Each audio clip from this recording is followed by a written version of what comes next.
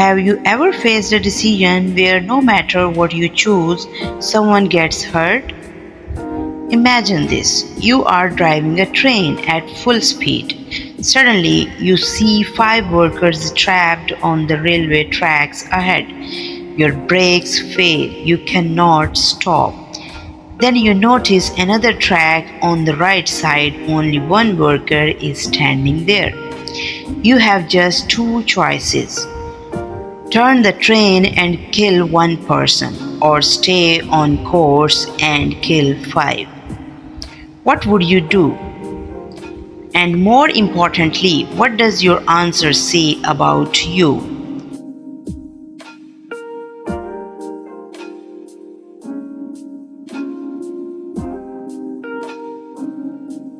Welcome back to Daily English Practice, where we improve our English through powerful conversations and deep ideas from real life.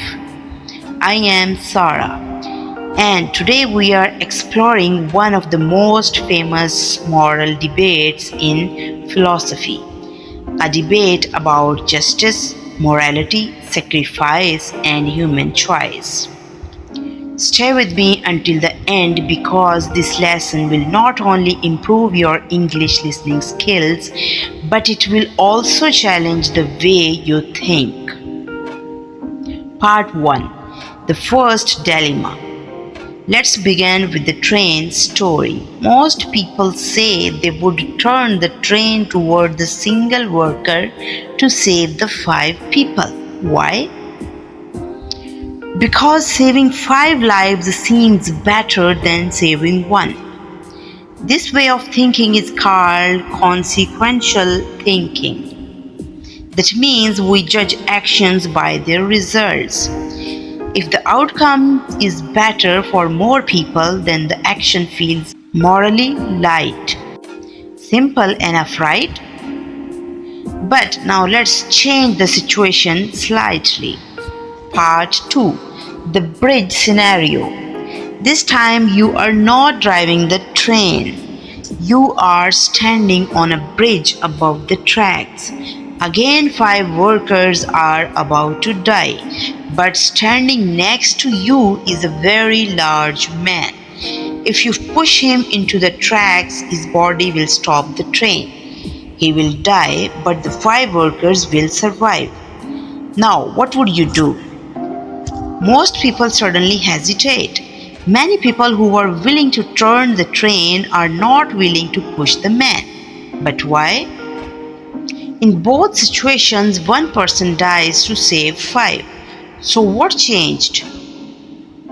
The numbers are the same. The result is the same, but emotionally it feels completely different.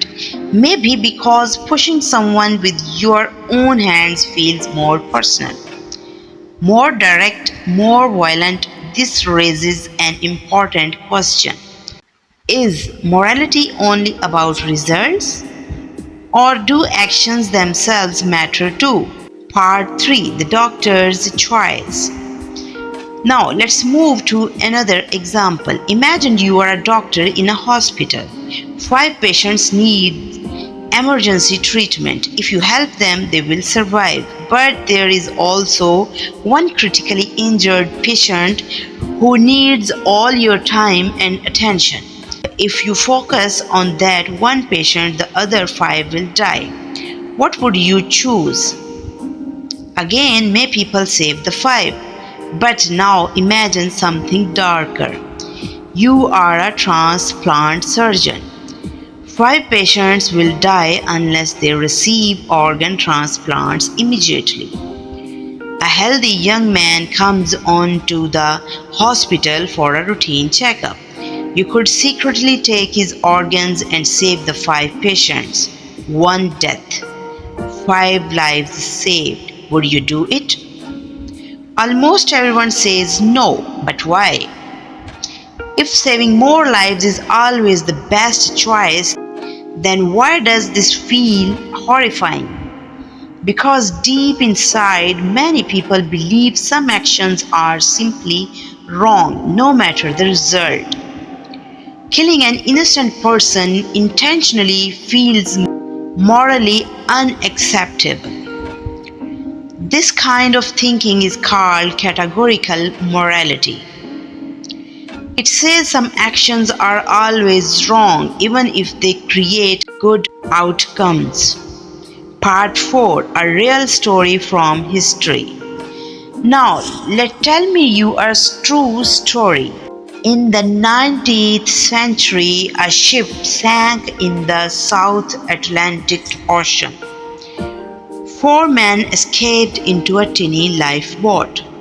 They had almost no food and no water. Days passed, then weeks. One of the crew members was a 17-year-old cabin boy named Richard Parker.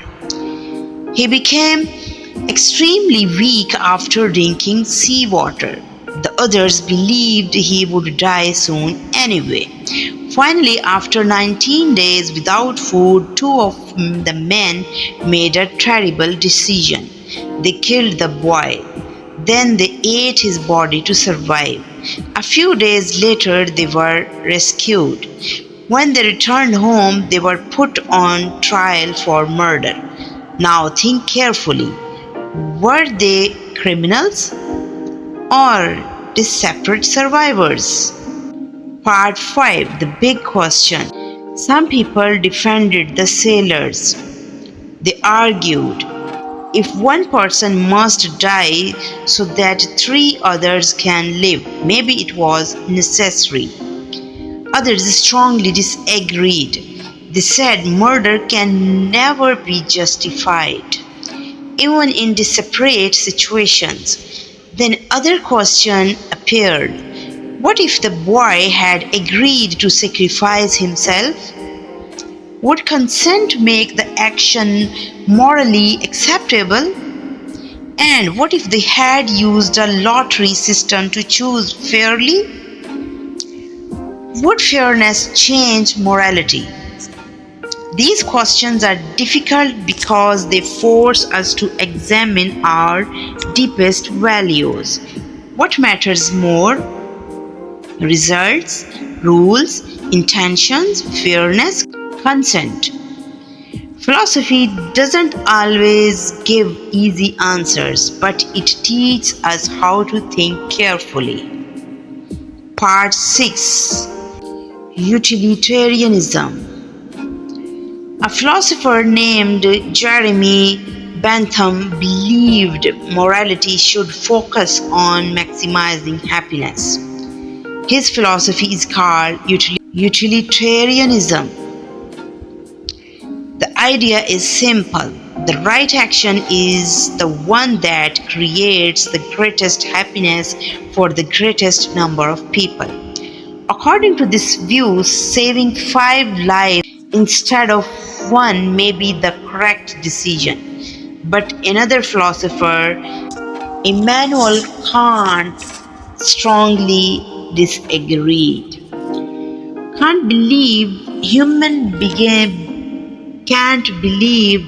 beings should never be treated merely as tools.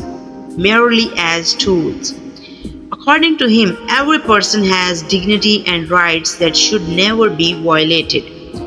Even for a good outcome, these 2 ideas still shape modern debates today. Part 7, why this matters today. You may think these are just strange imaginary stories, but actually these moral questions appear everywhere in modern life. Governments make decisions that affect millions of people. Doctors face difficult medical choices. Judges decide questions about justice and punishment. Even ordinary people face moral dilemmas every day. Should we tell painful truths? Should we sacrifice personal freedom for public safety? Should rules ever be broken for a greater good? These are not just philosophy questions, they are human questions. Part 8, English Learning Section. Now let's learn some useful English vocabulary from today's episode. Number one, moral dilemma, a situation where every choice feels wrong. Example, the doctor faced a difficult moral dilemma. Number two, consequences, the results of an action. Example, you must think about the consequences before making decisions. Number three, sacrifice, to give up something valuable for a greater purpose. Example, she sacrificed her comfort to help her family. Number four, justice, fair and moral treatment. Example, people protested because they wanted justice. Number five, consent, permission or agreement. Example, consent is extremely important in every situation. So, what would you do? Would you turn the train? Would you push the man? Would you sacrifice one life to save many others? There may not be perfect answers, but asking these questions helps us better understand ourselves and the world around us.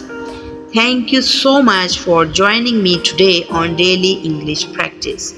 If you enjoyed this episode, don't forget to like, subscribe, and share this podcast with your friends who are learning English. And in the comment below, tell me what is the right thing to do. I am Sarah, and I will see you in the next episode. Until then, keep practicing, keep thinking, and keep growing. Bye, everyone.